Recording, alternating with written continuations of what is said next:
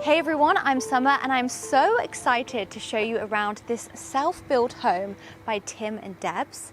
Now I'm currently standing in front of some of the best views I've ever seen in England. So you've got the fields to the left with some cows up there and then a sea view, and that beach down there is called Woolacombe Bay. Now looking back at the house, it's really interesting architecture. So the owners went for a Japanese sort of style, and this material here is Douglas fir and it's called Shoshugiban. Hope I'm pronouncing that correctly, but it's basically the ancient Japanese art of charred timber, and it's slightly grayer on the back than the front due to the weather, but it lasts for ages and it looks incredible. And you can actually stay here. The owners, Tim and Debs, do rent it out on short-term hire, so I'll link the website down below. And Tim and Debs, who you'll be meeting in the video, they have this awesome kind of German fire engine campervan build that they did. I'll pop a picture up on the screen, and they go off adventuring around Devon, which I thought was super cool. And that is the one thing that I love about touring these houses, is meeting the owners. So I'm Tim. I used to work in the city. It wasn't my dream job. My dream really was to build something. It's been a long-term dream, hasn't it, to build? Well, yes. For you to build your own house, and my dream to have a view of the sea. So we've been looking for quite a while for a project, and either a plot of land or to like visualise or energise a sort of 1970s bungalow or something like that. And then very luckily this plot came up for sale, had existing planning permission to build a 1970s bungalow. So we knew we could build something, and then that started the process. I wanted to come out the front so you could see the architectural profile from here. As you can see, the Shoshugiban is a lot more black out here, and then the front door is actually concealed within the facade. You have space for 3 to 4 cars to be parked out here. You've got an outdoor shower and also side access to the back. Now, if you've got a unique or luxury home and you'd want to be featured on the channel, make sure to drop us an email to reply. We'd love to hear from you. And Tim and Debs actually worked with Studio Fuse, which is Dan and Nina, and we recently toured their house in Chichester. That video got 1 million views in under 2 weeks, and they got several bookings from the video. Can we just take a moment to just look at that incredible view of those fields down there? I'm so excited to go back out to the garden and check out the sea view. If you like modern homes, you might also like the Looking Glass Lodge, which Tom and Jazz, who are part of the Luxury Home Show team, toured a few months ago, and they booked that property out up till December from the video. That reached 1 million views as well. So we'll link all these videos down below. Now, I know you guys want to see inside this beautiful home, so let's go on in. We got the inspiration originally from Japan, didn't we? Yes. I'm sort of quite keen on architecture, especially brutalist architecture. And I've been inspired by sort of quite a few houses I'd seen, especially in Japan, on how you could use like concrete in monolithic constructions. I fell in love with this Shoshugiban wood when we were in Japan, seeing all the temples there, and we just came back and said, right, that needs to be on our house. Now, as you enter the house, you have a large glass pane bringing lots of natural light in and a skylight above me. Now, I don't want to walk past this Jimi Hendrix art because it actually moves when you walk around it.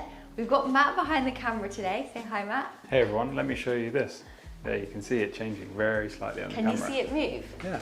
That's so cool. Anyway, this house has the kitchen down in the center and the main living space at the bottom. You're instantly drawn through to that view out the back. I'll come back to this area later on in the tour to show you the bedrooms and living space. So I'm going to come down these steps, and this house is actually over 3 sort of terrace levels, as it was built into a massive sloping hill. The site was quite compromised when we bought it because it's on an extremely steep slope going towards the road and down into town. And also going down towards the sea. It was just a really steep site, wasn't it? Yeah, so we sort of had this idea that if we could cut into the hillside and build the house on 3 levels, not only would it feel bedded into the actual, well, the bedrock of the strata around here. We've got concrete floors running all the way through, and now we're in the kitchen. So this is the center of the house. You've got granite worktops, and Matt, if you can just pan down to these drawers here, these were actually old floorboards made into drawers, which I thought was pretty cool. I really like the style through here. It's Japandi style, which we've been actually looking at a lot lately together, haven't we? Yeah, we have. I've always been a fan of the black kitchens. You have a Siemens induction hob with this gorgeous dark mirrored backsplash. One thing about the dark kitchens that I think is a downfall that the owner said is the fingerprints. So that's one thing you have to keep in mind with dark cabinets. Shall we keep on moving? Yeah, so we've got a couple of Siemens ovens there for appliances. Yeah. Access outside. Big door there. And then why don't we head down here? I'll quickly show you this bar area, and this is Debs, the owner's favourite feature of the house. I really love, I don't know why, I really love the bar area because as you come into that area you just get the huge view of the sea, and I just love kind of sitting up there, and I don't know, it just feels quite special. This bar space, this was basically going to be an atrium with a sort of Japanese tree in it, which was a really nice idea. But the glass, just for these two bits, was going to be 10 grand. So we just went, because it had to be toughened glass, so we just went, okay, that's something we can cut out of the budget. So our builder came up with this idea of just using sterling board and then painting it black. It took about like seven coats of paint. But it works really well, because it's got quite a nice sort of looking texture to it, so, but it just really, really works. And hides the and TV. It is the cheapest material you can buy. Now, down the last set of steps, we're entering the main living space. I mean, you literally just want to walk outside because that view is the best view I've ever seen. And this table right here has actually a really interesting story behind it on how the owners bought it. We were looking around and we said, I know we're looking for a table for our house in Devon, and I said, we need quite a big one. He said, oh, well, I've got just the table for you downstairs, and showed us this table. I thought, God, yeah, that is a big table. It was our old office table. And then I saw the price tag on it, which literally, you know, I was slightly flabbergasted, to say the least. And I said, no, it's really totally, like, so way out of our budget. And he said, well, actually, because we've been using it a bit as our office desk downstairs, I'm, you know, happy to do it at a really discounted rate. And I was looking at the price, and I thought, even if this is 50% off, there's no way I can afford it. Anyway, cutting a long story short, we negotiated, and I was a bit cheeky, and well, it's basically 90% off. I got 90% off. It went from, yeah, we got it for But we had to get it out the shop £1,000. almost there and then. Summer, what's your favourite feature about this room? I would say this fireplace, actually. Yeah. I can get a closer look. And these sofas are Togo sofas, which I think is like a designer kind of brand. And the owners actually said they found this on the side of a road. We were both on our mopeds in London, Yeah. and we got that one on the back of Tim's bike. I thought I was On going a to have a scooter? hernia laughing. I couldn't go around corners. I had two bungee straps, but you see it and you go, Hilarious. gotta have it. And then we found a brilliant upholsterer who did it, because they're quite difficult to do. And now over here, if you're wondering, is actually the TV. I don't think you would watch too much TV in here because I think you would just look out to the view.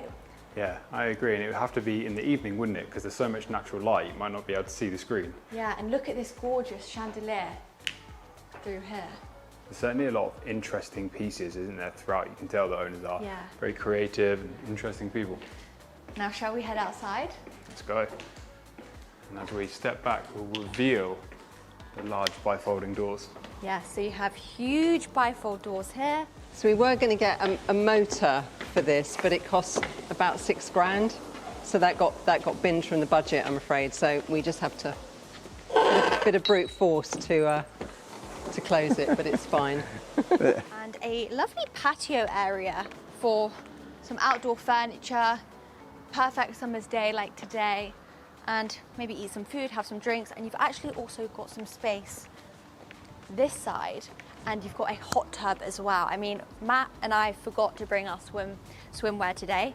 Tim and Debs did say we could go in it, but unfortunately we won't be going nude. Not while the camera's on anyway, not that kind of movie. Okay, let's show you the garden and the view, because this is probably one of the best parts. And there's actually an infinity garden because it goes down there. We'll take you. I'm holding my skirt because it is quite windy today. Apologies for any wind noise, it is certainly quite gusty by the beach today, but we do want to show you this garden. Yeah, so down these steps here, you've got a fire pit, some steps, and yeah, just a little extra space that you kind of didn't see from up there. One of the things I love about this home, and any self-build really, is it really allows the owners to express, well, as much as the planners will allow, their own creativity and their own style. Like, this is not the sort of house build you see every day. And that's what we love exploring on this channel. Lots of unique and different architectural styles. Yeah, so if you've ever done a self-build, you've got a cool journey, drop us an email. We'd love to hear from you. Right, let's head back through this gorgeous living space, up the concrete stairs. And one thing I want to point out is there's shadow lining all around the house, which adds a bit of depth to the house. That was quite a cool feature. What's everyone's thoughts on having concrete inside? For me, I think it looks really cool. It really matches the house. I mean, I know it's a summer's day, but I actually think it feels still homely. I think that's what you'd say. Concrete floor, oh no, not inside a house, but look, it's cool. Yeah, I think it has to suit the house, and also I think it's just so durable. Yeah. And that's a massive benefit. There's that brutalist architecture coming in. Okay, so back where we started from the front door, we have another cozy living space up here, and also sort of a study desk area, lots of shelves up here for kind of your cool things. Then through this room here, we have a utility and a powder room for guests to use the bathroom. But all 4 bedrooms do actually have en suites, and all the en suites are different, which is quite cool. Now, if you're not already, make sure you're following us on Instagram for all the behind the scenes. We post daily updates on what we're filming, because on YouTube we post these like a week or 2 after. So make sure to head over to Instagram. Which bedroom should we go in first, Matt? Let's go to that one on your left. My favorite feature of these rooms is they all have their own sliding doors, and the Shoshugban cladding out the front gives this gorgeous shadowed effect when the sun comes over the side of the house. Loads of wardrobes. Let's check out this ensuite. Through the green door. We have mosaic tiles, modern large shower. They've all got big showers, which is so good. Now let's go to the next one. The journey, any house build, especially when it's a self-build, is going to have many ups and downs.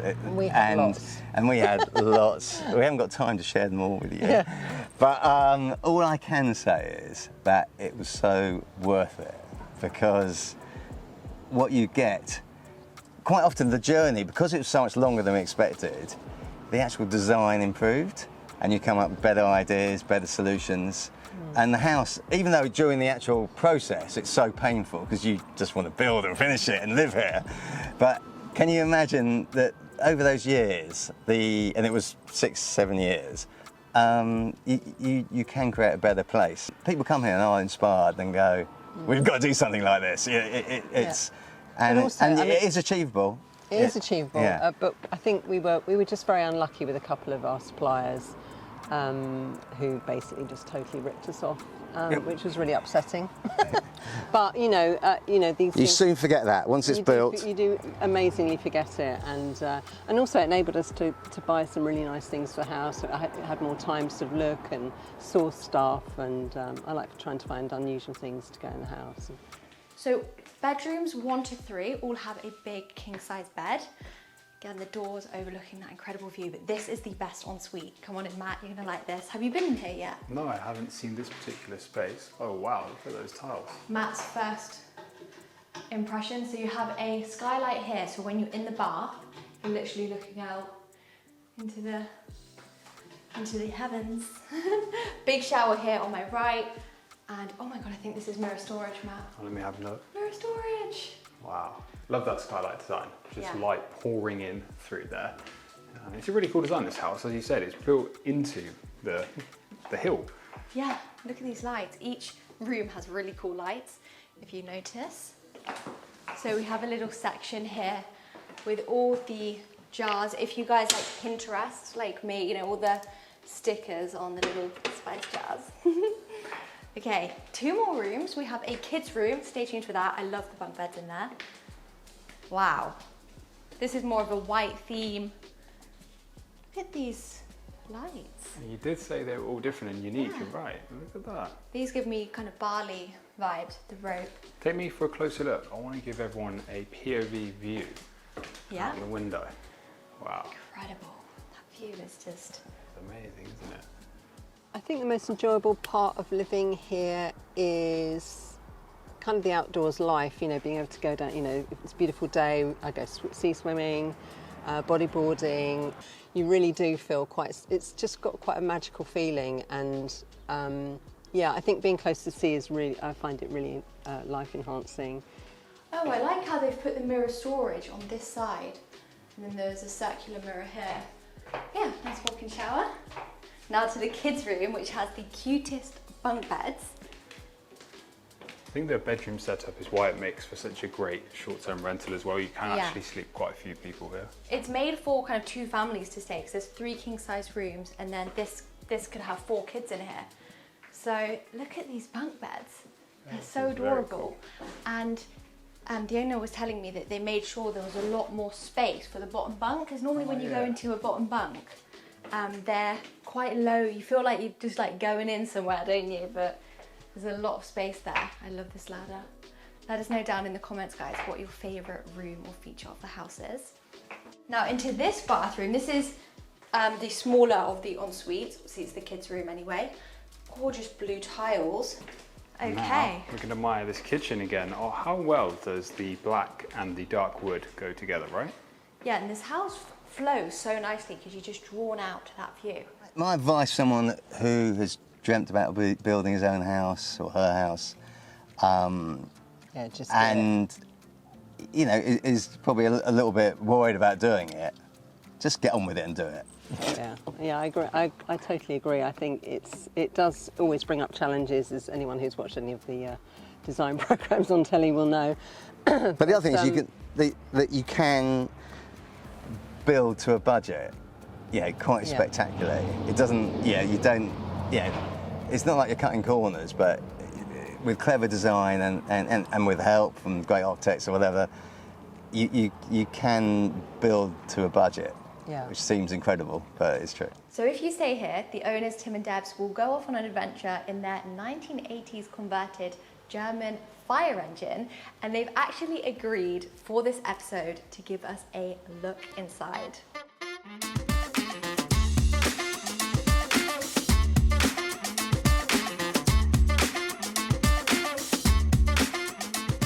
Welcome to the Fire Command support vehicle. 1978, all the way from Germany. The outside's completely original to pretty much to what it would have been when it lined up with the fire engines in West Germany in '78. There's a few other tiny bits which we can show you a bit later, but the vehicle's as it was. What made you want to buy a 1980s German fire engine? 2 bottles of wine about 2 o'clock in the morning. I went onto eBay Germany Motors and went, that looks excellent. No, that's a joke, although there's some truth in it. You'll notice the paintwork's faded at the front. Have you seen the front? Yeah. That's where it was lined up with the fire engines. So inside, the idea was to make it into quite a sort of luxurious camper for the 2 of us. Well, come on in, you'll get an overall view of it. It's birch ply, basically a good quality with a slight white sort of dye on it. I'm quite keen on cooking, so all this sort of stuff was basically actually a decent spec for a home rather than the camping stuff. But it works. So that's gas cooker, 2 rings, gas grill and oven. Now this is a cool bit of kit. It may seem a bit crazy, but this fridge by a Swedish brand called Dometic. So when you're stocking up, when you've done your shopping, you stock it up here. Just the one thing. Just the one. And then when you're in the van and you're cooking and stuff, you can open it that way. So when I saw that, I basically went, I've got to have that. IKEA hack number 2. These are IKEA push-pull drawer systems. Nice. Not to be recommended though, because when you're going around corners, unfortunately, unless you're on the flat, they fly out. So that's something I'll be working on. This is all original. So this is. Can you get this in Tom over there? Yeah. Wow. So this is from the original van, and it's still wired in. So this is the van battery. Yeah, all the controls there. All this, so these hatches, that's all original, and they're epically well made. Wow. So, and then in the back here, in the boudoir, so basically there's 2 single mattresses here, and we've got some slats to go across there, drag that onto there, put those on the floor, and then you've basically got a super king size double. Wow. So plenty of space, so my wife doesn't kill me. This is, so there, hold on, let me just think. Oh yeah, so these are the lights. So unless you're outside, you can't see them. Ready? Oh, literally, the police will be here. I'll turn it off. We're just driving along. Driving along. So what's the furthest you've gone in this? We've been to, well, through Wales a couple of weeks ago, and then we've also originally we went up to Bradford. It's quite fun, to be honest with you. It's really cool. Yeah. And that is a wrap of the house tour. We hope you guys enjoyed exploring it with Matt and I. And if you did, please remember to hit like and subscribe. The more subscribers we have and the more likes we can get, the better homes we can show you. And if you own a luxury house or a unique house and you want to feature on the channel, please drop us an email to apply. We would love to hear from you guys. And yeah, we'll hopefully see you in the next video.